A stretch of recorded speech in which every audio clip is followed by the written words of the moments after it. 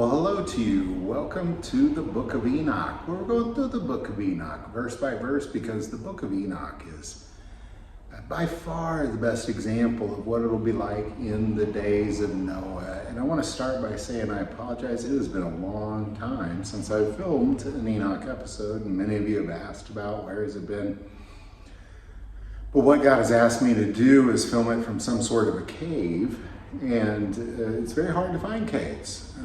There's also been a lot of trials in my life lately that have limited the production I can do. There's only so many projects I can work on at the same time, but I have been able to access somebody I know. They have a wine cellar that's deep in the ground, and here I am. This is much better. There's no electricity down here, but we got a little candlelight going, and we'll just achieve it from there. I believe it's incredibly important to go through the Book of Enoch, because the Book of Enoch is, again, it's a good example of what it's like in the days of Noah. But Jude literally quotes the prophet Enoch and quotes this book. Jesus references the Book of Enoch. I think it's worth reading. I think it's also worth taking the time to understand. So we're going through it verse by verse. And where we are is Enoch has been taken up into the heavenly realm. As then he's exposed to more of this heavenly realm, we then see these watchers, and they're the ones that are addressing what it is he's seeing. So we're going to pick it up in chapter 23, starting verse 1. From thence I went to another place, to the west, to the ends of the earth, and I saw burning fire, which ran without ceasing, and paused not from its course day or night, but ran regularly. And I asked, what is this which rests not? Then Raguel, one of the holy angels who was with me, answered me and said unto me, this course of fire, which thou hast seen, is the fire in the west, which persecutes all the luminaries of heaven. So here for a moment, before we get into what it is he's seeing, is Raguel he's the watcher over the luminaries. So just for a second, I want to go back to chapter 20, where we're introduced to these seven angels, because it brings up Raguel here. And these are the names of the holy angels who watch. And we'll skip to 4. Raguel, one of the holy angels who takes vengeance on the world of the luminaries. Now Jude references Enoch, so we're going to go to Jude for just a second. We're going to go to verse 7. But I want to remind you, though you knew this, that the Lord, having saved the people out of the land of Egypt, afterwards destroyed those who did not believe.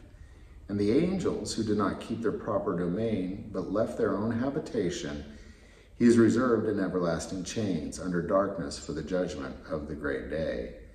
As Sodom and Gomorrah and the cities around them, in a similar manner to these, having given themselves over to sexual immoralities, and gone after strange flesh, are set forth as an example, suffering the vengeance of eternal fire. So what we see here is that the angels who fell, they were put into a jail, the bottomless pit. That is not this place that he sees. The bottomless pit is a very different thing. The bottomless pit, or the pit, or anytime they put them in some sort of jail of darkness, this is a place where they just are, it's like a holding place until the day of judgment.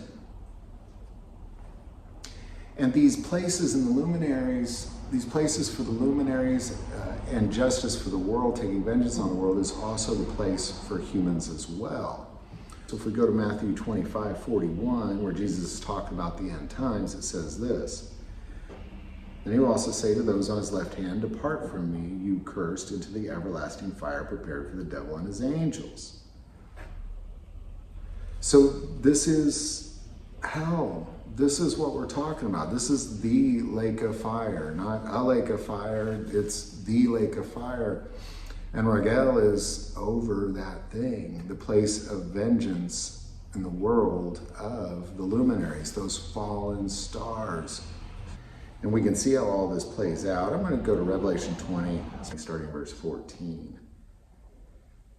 Then death and Hades were cast into the lake of fire. This is the second death. And anyone not found written in the book of life was cast into the lake of fire. So what we have here is we have the place where justice is served, where vengeance takes place. Because what we saw in a previous episode, where people are kind of in Abraham's bosom, that they're crying out to the Lord, when's my justice coming? When is the vengeance coming for my blood being spilled? For those who were murdered on this earth. And now what we see is this is that place, not just for the fallen stars, those fallen angels, but also for everybody whose name is not written in the book of life. From thence I went to another place, to the west, to the ends of the earth, and I saw burning fire, which ran without ceasing and paused not from its course day or night, but ran regularly. And I asked, what is this which rests not? Then Raguel, one of the holy angels who was with me, answered me and said unto me, this course of fire, which thou hast seen, is the fire in the west, which persecutes all the luminaries of heaven. So there you go. Any thoughts or insights you might have on this, definitely put it below. I like this space. This is way more comfortable than many of the caves I've been in throughout this series, and I'm so thankful to be finally back in the Book of Enoch.